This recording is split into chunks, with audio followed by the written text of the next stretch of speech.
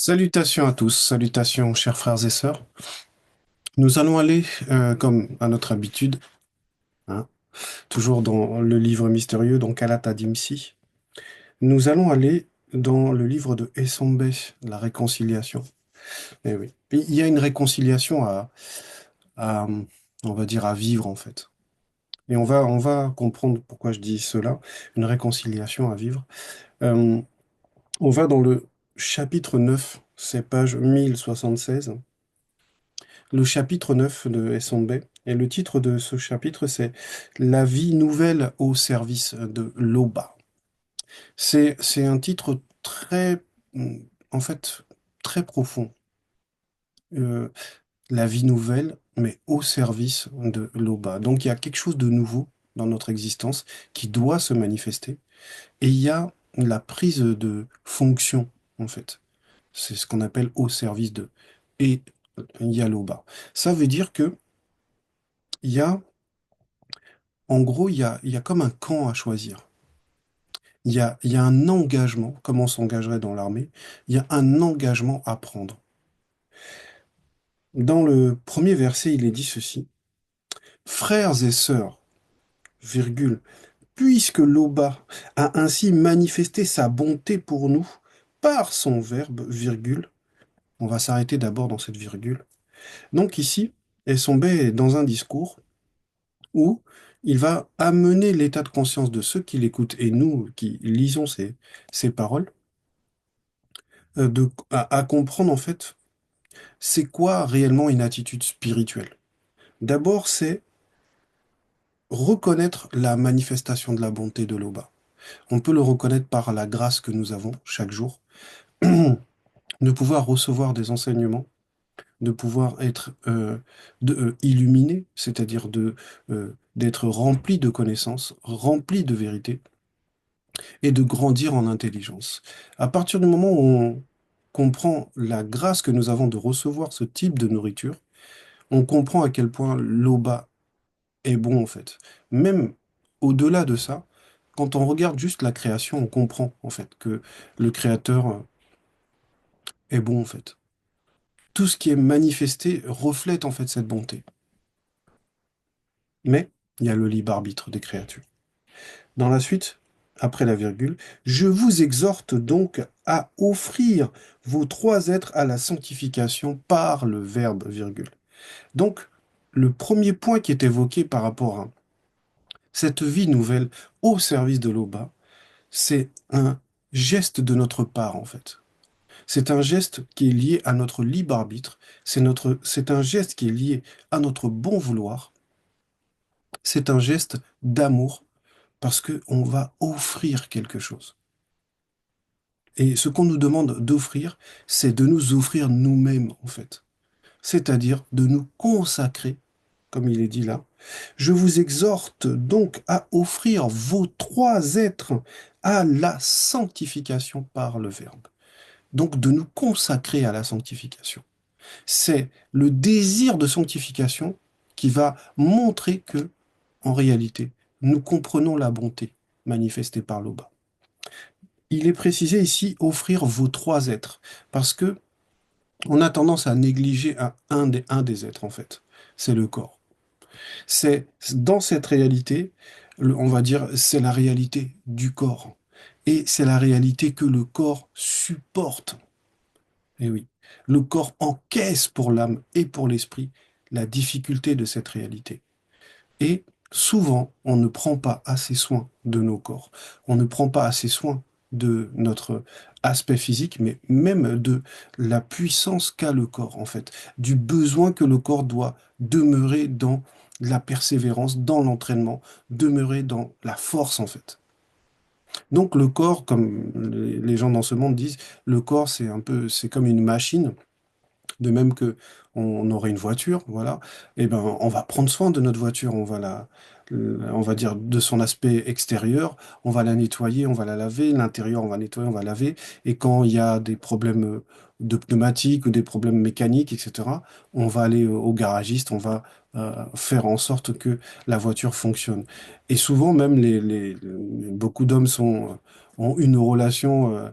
réellement forte en fait avec leur véhicule, qui est comme une prolongation en fait de leur puissance, de leur désir, de comment en fait ils voudraient qu'on remarque la grandeur qu'ils ont ou le pouvoir qu'ils ont, etc.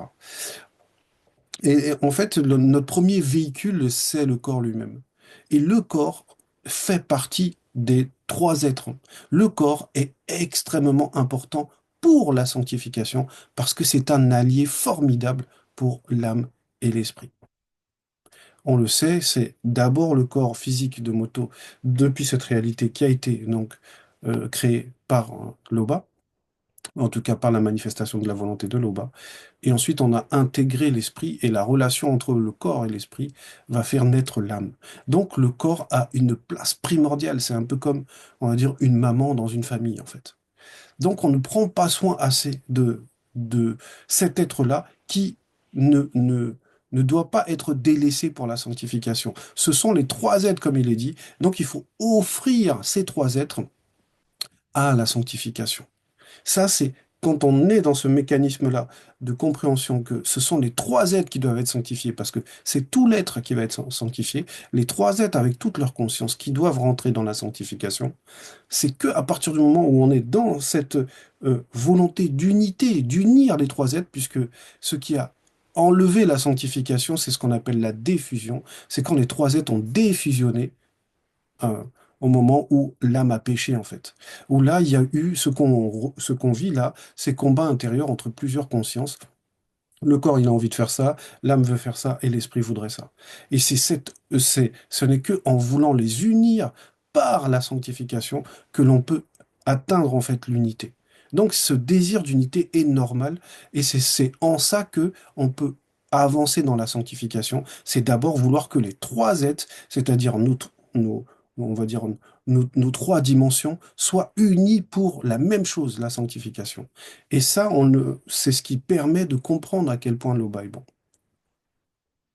En tout cas, manifeste la bonté parce qu'il est lui-même au-delà de la bonté. Mais cette manifestation de la bonté doit nous amener à un changement radical, un changement complet. C'est ce qu'on appelle, dans le titre, la vie nouvelle. Eh oui. Donc la vie nouvelle veut dire un changement complet. Ce n'est plus l'ancienne vie, c'est une nouvelle vie. C'est comme un nouveau vêtement. Mais le nouveau vêtement, c'est pas l'ancien vêtement, c'est un nouveau vêtement, c'est autre chose. Après la deuxième virgule, donc à la sanctification par le verbe virgule, afin d'être agréable aux deux fils manifestés avant la non-existence virgule. Donc, afin d'être agréable aux deux fils, oui, oui. Parce que l'Oba, il est au-delà de tout ce que l'on peut faire, dire, penser, manifester. L'Oba, il est au-delà de ça. On ne peut pas caractériser l'Oba comme on caractériserait une créature. Voilà pourquoi ici on nous précise que, en gros, tout ce pourra faire reste dans ce qu'on appelle le grand tout simplement. Et le grand tout, ce sont les deux fils, afin d'être agréable aux deux fils. Pourquoi? Parce que eux représentent la manifestation de l'amour de l'Oba. Pour nous, la manifestation de l'amour de l'Oba, ce sont les deux fils. Donc, c'est dans cette manière de nous offrir que là, effectivement, on peut être agréable aux deux fils, manifestés avant la non-existence, virgule, ce qui sera de vous une, euh, ce qui sera de votre part une vie raisonnable. Ça veut dire que il y a l'entité de raison qui veille. Ça veut dire que l'effort qu'on va faire de vouloir offrir nos trois êtres à la sanctification, c'est juste être raisonnable. C'est faire appel à la raison, à l'intelligence, à la sagesse. Et oui, parce que c'est cela qui nous fait, en gros, qui est salutaire pour l'homme, de vouloir la sanctification, de vouloir l'union de ces trois êtres au service de l'Oba, par son Verbe. Le verset 2 nous dit, ne vous conformez pas au système du siècle présent établi par les non-initiés, virgule, les blancs et les sans-mêlés, entre guillemets, métis, sous l'inspiration occulte des démons religieux, virgule, de circonstances et d'autres sortes, fermez la parenthèse, qui ne connaissent point le verbe, virgule, on va s'arrêter dans cette virgule-là, parce que c'est important de comprendre le lien entre ce premier et ce deuxième verset. Dans le premier, on doit offrir nos êtres, nos trois êtres. On doit vouloir que notre être entier soit dans la sanctification, que cet être entier entre dans cette vie nouvelle, qui est l'abandon de la vie ancienne, qui est la rupture avec la vie ancienne. Et la vie ancienne, elle est alimentée par ce qui est dit dans le verset 2. Ne vous conformez pas au système du siècle présent établi par les non-initiés, les blancs et les sans-mêlés, entre parenthèses, sous l'inspiration occulte des démons religieux, virgule, de circonstances religieuses, donc démons religieux, démons de circonstances et d'autres sortes. Donc, en gros, il y a un piège qui est en place et en gros, il y a une domination dans notre ancienne vie. Et il faut rompre avec cette domination. Parce que ce qui doit dominer, c'est le verbe. Ce qui doit dominer à l'intérieur de nous, ce qui doit dominer dans nos consciences, ce qui doit même dominer sur, on va dire, notre corps physique, ce qu'on doit voir. Cette aura et même l'aspect de notre corps physique doit représenter le verbe, doit représenter la présence du verbe. Donc ici, on nous dit de ne pas nous conformer à ce que les autres ont mis en place, au système que les autres ont mis en place, que ça soit ce qu'eux ils appellent la mode. La mode, elle est changeante et les gens foncent, bah tiens, ça c'est à la mode en ce moment, donc on fait ça. Ce type de musique-là est à la mode en ce moment. On fait ce type de musique-là. Ce type de nourriture est à la mode en ce moment. On fait cela. Ce type de comportement, homme avec homme, femme avec femme, tout ce qui est l'histoire des genres, tout ça, c'est à la mode en ce moment. On se conforme à ça, c'est-à-dire on accepte cela, on participe à cela, on consomme cela. Ça, c'est pas pour nous. C'est clair, ce n'est pas pour nous. Ne vous conformez pas, ne prenez pas la forme, puisque conformer, c'est prendre une forme qui représente la chose. Donc on ne se conforme pas, on ne prend pas cette forme, on prend la forme que le Verbe nous donne, parce que le fait de rentrer dans la sanctification, c'est prendre une forme en fait. Et cette forme, c'est quoi? C'est cette vie nouvelle. La suite nous dit, après donc qu'ils ne connaissent point le verbe, virgule, mais soyez transformés par le renouvellement de l'intelligence selon le verbe, virgule, on s'arrête aussi dans cette virgule, mais soyez transformés par le renouvellement de l'intelligence selon le verbe. Ça veut dire que ce qui va permettre de surpasser ce système en place dans ce monde-là, c'est par le renouvellement de l'intelligence. C'est ce renouvellement, parce qu'il y a nouvelle comme la nouvelle vie. La nouvelle vie, c'est une vie qui est alimentée par le verbe. C'est-à-dire que dans notre comportement, dans notre façon d'être, dans nos décisions, dans nos choix, dans nos ressentis, c'est selon le verbe. Et c'est l'intelligence que le verbe nous donne qui permet d'aller au-delà de ce que ce monde, on va dire, met en place pour nous garder dans la vie, on va dire, charnelle. Puisque la nouvelle vie, c'est de laisser le spirituel prendre le dessus, c'est de laisser, comme on a vu, derrière chaque chose, il y a une entité, derrière chaque pensée, chaque raisonnement, chaque sentiment, il y a une entité. Donc c'est le filtre maintenant, c'est le verbe lui-même. Donc tout ce qui n'est pas du verbe sort, et ce n'est que ce qui est du verbe qui doit apparaître. Donc ça passe par le renouvellement de l'intelligence dans la suite, afin que vous discerniez quelle est la manifestation de la volonté de l'Oba, virgule, ce qui est bon, virgule, agréable et parfait. Et oui, parce que ce qui est bon, agréable et parfait vont représenter en fait trois niveaux de conscience pour nos trois êtres en fait. On va passer de bon à agréable et à parfait. Ça veut dire en gros que on passe de d'unir, on va dire, la conscience du corps à la conscience de l'âme, à la conscience de l'esprit. Et oui, on passe du bon, donc on quitte, on va dire, du charnel jusqu'au spirituel, bon, agréable et parfait, parce que les trois êtres doivent connaître la manifestation de la volonté de l'Oba. Et oui, c'est comme ça qu'on sait, c'est par le renouvellement de cette intelligence que l'on sait comment on doit agir dans telle ou telle circonstance, dans ce monde, dans cette réalité, face à ces démons de circonstances, face à ces démons religieux, face à nos proches, face à nos collègues de travail. C'est par le renouvellement de l'intelligence et c'est le verbe qui amène cela. Verset 3. Par la grâce qui m'a été donnée, virgule, je dis à chacun de vous de n'avoir pas de lui-même une trop haute opinion selon le visible, virgule. Eh oui. Un autre point qui montre qu'on est dans une nouvelle vie, dans la nouvelle vie au service de l'Oba. Le premier point, c'était le désir de s'offrir soi-même, le désir d'offrir nos trois êtres, c'est-à-dire toutes nos consciences, de nous offrir entièrement ce qu'on appelle être consacré au Verbe. Le deuxième point, c'était de ne pas refléter, de ne pas avoir la forme du système de ce monde actuel. Et oui, puisque les paroles même du spirituel, les paroles selon le Verbe, sont intemporelles en réalité. C'est pour ça qu'on a le témoignage de nos patriarches, de ce qu'ils ont vécu. Et ça nous sert jusqu'à ces paroles-là des sombés sont complètement actuelles pour nous. Et le troisième point, c'est l'humilité.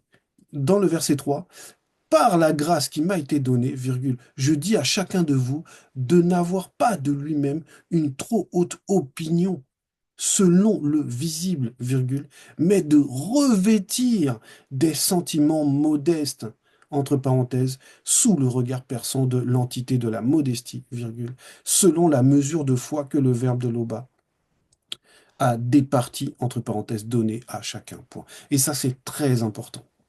Peu importe ce qu'on peut réaliser dans cette réalité, peu importe les chansons qu'on va faire, peu importe euh, le, on va dire les témoignages qu'on va faire, peu importe les combats qu'on va mener, on doit rester humble parce qu'en réalité, ce n'est pas de nous-mêmes que nous pouvons faire tout cela. Oui, oui. Ce, ce n'est pas de moi-même que je peux et déjà exhorter, avoir le droit d'exhorter. C'est quelque chose qui nous a été donc donné par le mot dit, par le Verbe lui-même. Et ça ne veut pas dire que c'est garanti à vie et que je peux me tirer une gloire de cela. Et oui, une fois, il y a quelqu'un qui m'a écrit en message sous une vidéo, il m'a dit je ne t'aime pas. Voilà. Il avait regardé ma vidéo et il disait je ne t'aime pas. Et je lui ai répondu mais c'est gloire à l'Oba que tu m'aimes pas. Je ne cherche pas à plaire aux hommes. Voilà. Ça veut dire que dans mon comportement, je ne cherche pas la gloire des hommes. Voilà. Et ça, c'est vraiment important parce que c'est quand on ne cherche pas la gloire des hommes, quand on ne cherche pas à plaire, on va dire, aux hommes, on ne va pas rentrer dans des considérations de vanité.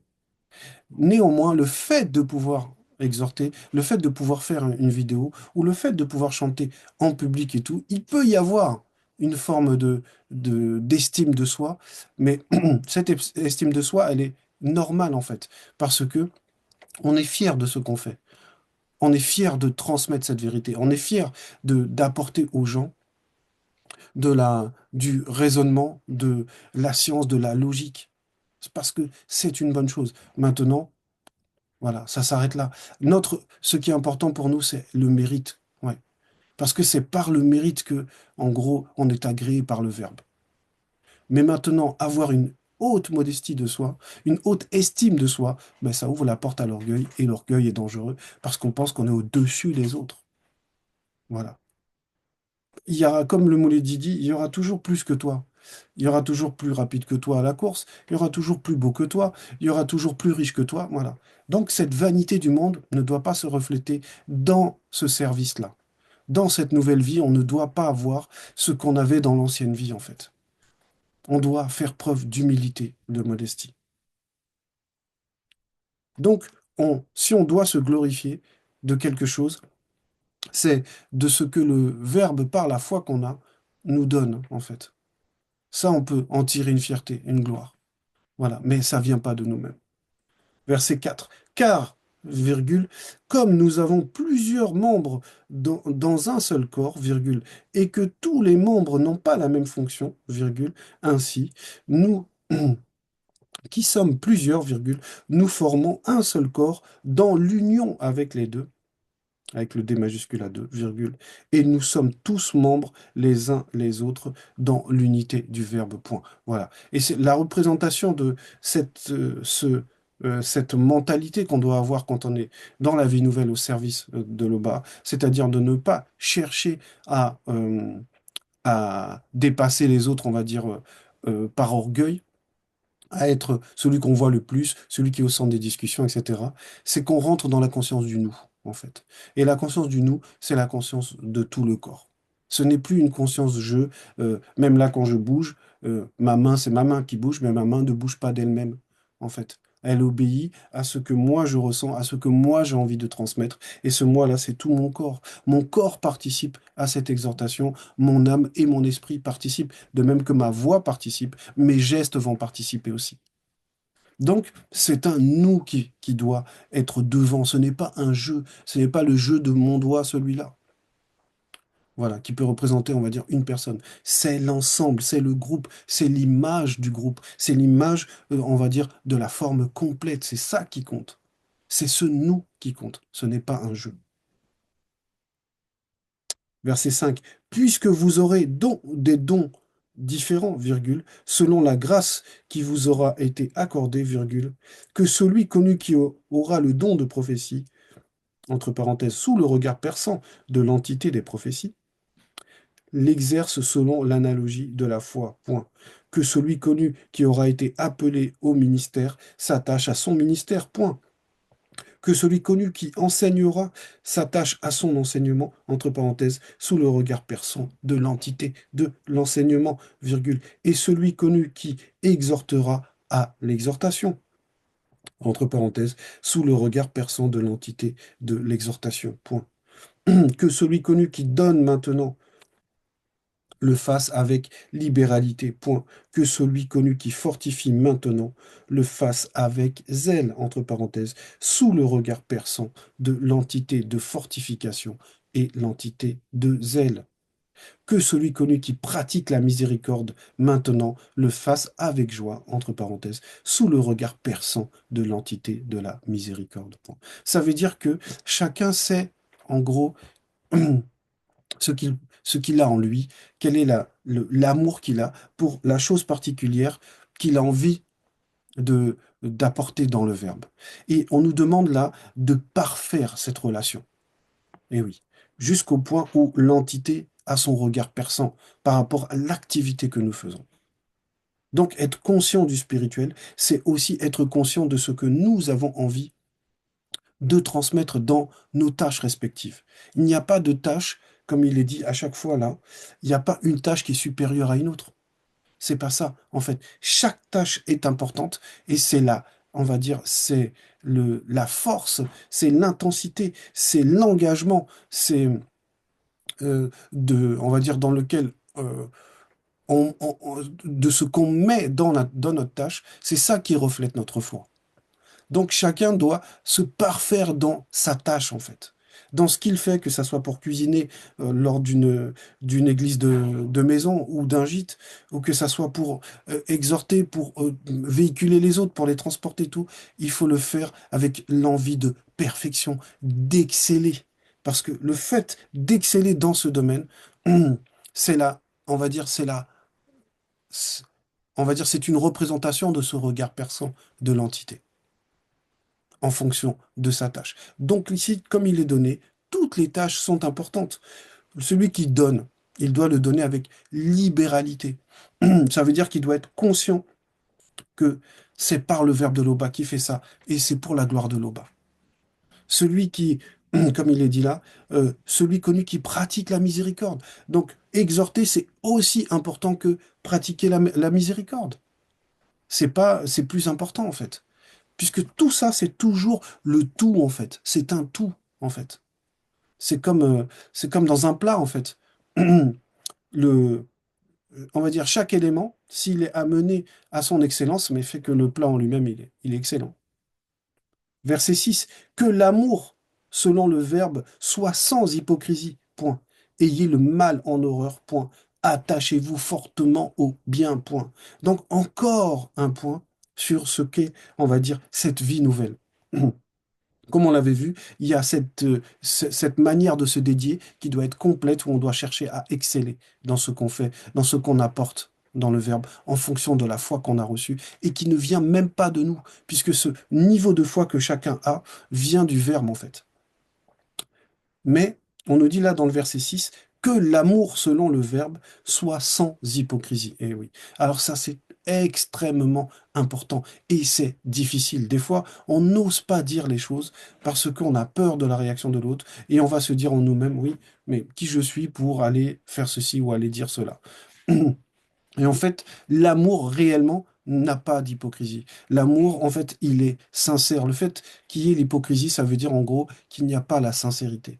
Oui, oui. Par devant, tu vas saluer la personne, dire que tu aimes bien la personne et tout, mais dans ton cœur, au fond de toi, si quand la personne exhorte, ben ça te touche parce que peut-être toi tu n'exhortes pas, ou autre chose, ou tu ne chantes pas, ou peu importe. Mais en réalité, il y a ce sentiment à l'intérieur, il y a cette chose cachée que le Verbe voit, qu'on ne peut cacher qu'à nous-mêmes, en fait. On va dire qu'aux autres, parce qu'à nous-mêmes, on ne se le cache pas. Et puis, au Verbe, encore moins, et aux entités, encore moins. Donc, ce qui est important, c'est de comprendre que l'amour, en fait, n'a pas besoin quel- ne se nourrit pas de quelque chose de négatif. L'amour reste pur. C'est pour ça qu'on nous dit que notre amour soit sans hypocrisie. C'est comme un zèle qui devient mauvais, en fait. Ayez le mal en horreur. Oui, oui. Donc l'amour sans hypocrisie, ça veut dire que en même temps, c'est par rapport aux autres, par rapport à ce qu'on fait avec les autres, mais c'est par rapport à l'amour de la vérité. On ne peut pas aimer la vérité et aimer le péché. C'est pour ça qu'on nous dit ici, ayez le mal en horreur. Le mal, c'est ce qui déplaît au Verbe. Et là, il faut haïr cela. Et notre problème, souvent, hein, quand on est prisonnier encore de nos désirs, nos passions insidieuses, etc., tout ce qui déplaît au Verbe, c'est parce qu'on aime ça. C'est parce qu'il y a un amour pour ça, il y a un désir de cela, il y a une satisfaction à faire cela. à- et c'est ça qui montre que, en fait, notre amour est hypocrite. Parce que notre amour n'est pas réellement sincère. Si on aime une femme, on ne va pas aller s'amuser à désirer toutes les autres femmes qu'il y a. Ça, c'est pas l'amour. Ouais. C'est un amour parmi plusieurs. Mais l'amour, selon le Verbe, est exclusif. Voilà. Aimer le Verbe, c'est détester tout ce qui n'est pas. C'est pour ça qu'on nous parle de la haine. Ayez le mal en horreur. Voilà, ça devient une horreur, quelque chose d'abominable. Et comme je l'ai dit, c'est ça qui est vraiment important, c'est d'accepter, puisque ce choix-là d'offrir les trois êtres qu'on a vu dans le premier verset, ça amène en fait à comprendre que l'amour est exclusif, en fait. Qu'à partir du moment où on donne nos trois êtres au Verbe, c'est pas pour les donner à ce monde, c'est pas pour les donner à notre propre vanité. Voilà. Attachez-vous fortement au bien. Et oui, il faut que le verbe, là, ici, va représenter une ceinture qui nous attache, en fait, qui nous attache aux lois. Le bien, là, ça va être le respect de la loi. Voilà. Ça va être tout ce que le verbe euh, agrée, tout ce qui est agréable aux deux fils. C'est à ça qu'on doit s'attacher. Verset 7.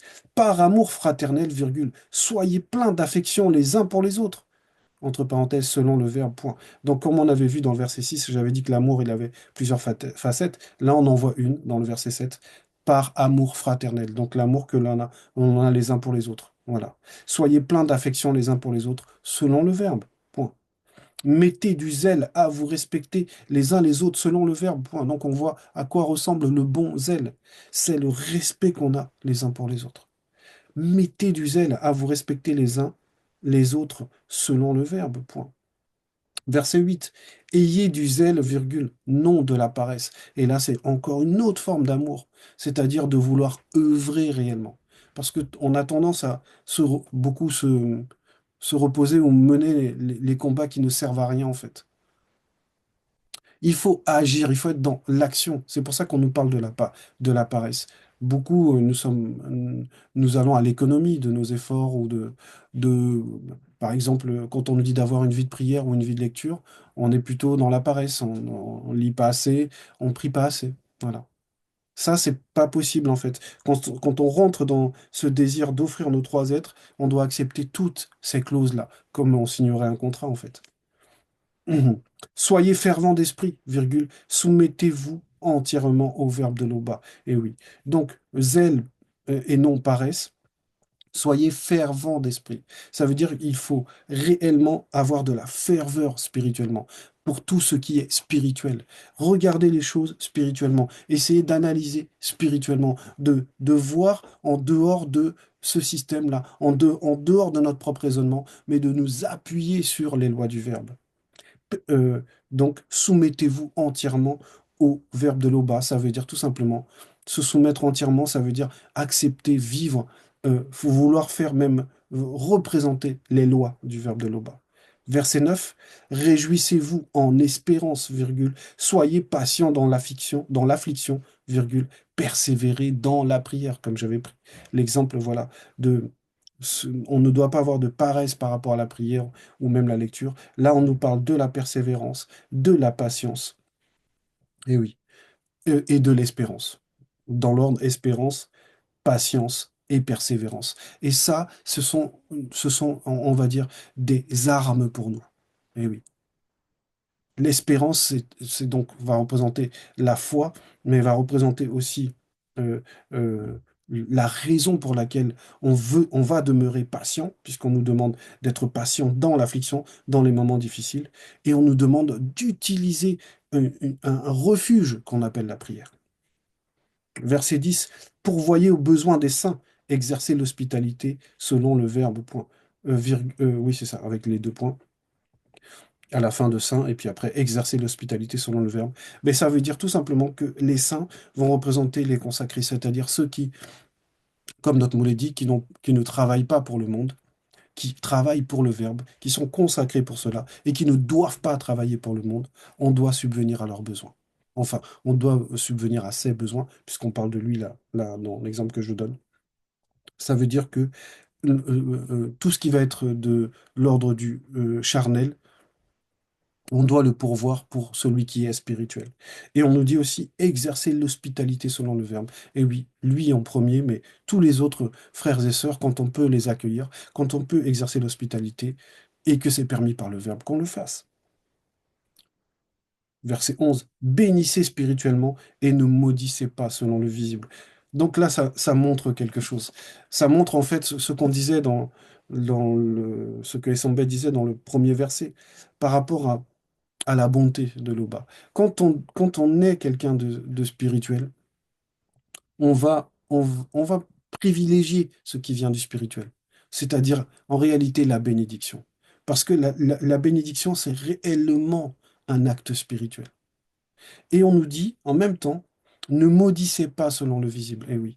Donc, ça ne veut pas dire qu'on ne peut pas maudire spirituellement, mais on nous donne la précision qu'on ne doit pas le faire selon le visible, c'est-à-dire selon la mentalité, selon le système, selon ce qui n'est pas du verbe. Eh oui. Parce que les gens maudissent mal, en fait, parlent mal les uns les autres, veulent que d'autres personnes souffrent. Voilà. Et ces personnes-là n'ont pas de regard spirituel. C'est juste les sentiments charnels, c'est juste l'émotion, c'est juste le caractère qui parle, en fait, qui s'exprime. Alors que nous, ça doit être l'esprit et ça doit être alimenté par le verbe. Que ça soit la bénédiction ou que ça soit la malédiction, c'est-à-dire le retrait de la protection. Verset 12. Réjouissez-vous selon le verbe avec vos frères et sœurs qui se réjouissent. Point. Soutenez ceux connus qui pleurent selon le verbe de loba. Point. Qu'est-ce que ça veut dire? Ça veut dire que en notre attitude, quand on est dans les trois êtres, quand on offre nos trois êtres à la sanctification, euh, on va avoir, même physiquement, on va avoir un comportement.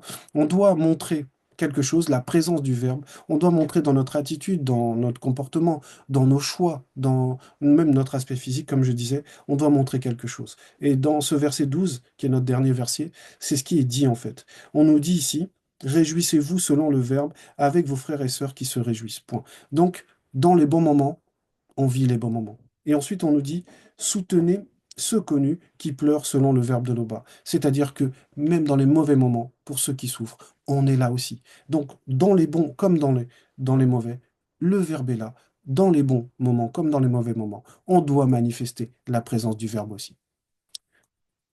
C'est une exhortation qui, moi, m'a beaucoup touché, me permet de me remettre beaucoup en question par rapport à l'orgueil, par rapport au manque de modestie, mais par rapport surtout à mon engagement de mes trois êtres, en fait. Là, comme beaucoup, on sait, puisque ces exhortations nous permettent en fait de nous remettre en question, de voir que Là-dessus, là, on n'est pas encore solide, on n'est pas encore affermi, en fait, dans notre foi, par rapport à qu'est-ce qu'on désire. Parce que cette vie nouvelle, la vie nouvelle au service de l'Oba, doit émaner, en fait, d'un désir. Et ce désir émane lui-même de la compréhension de la manifestation de la bonté de l'Oba. Donc, c'est très profond, tout simplement. L'Oba est toujours glorifié.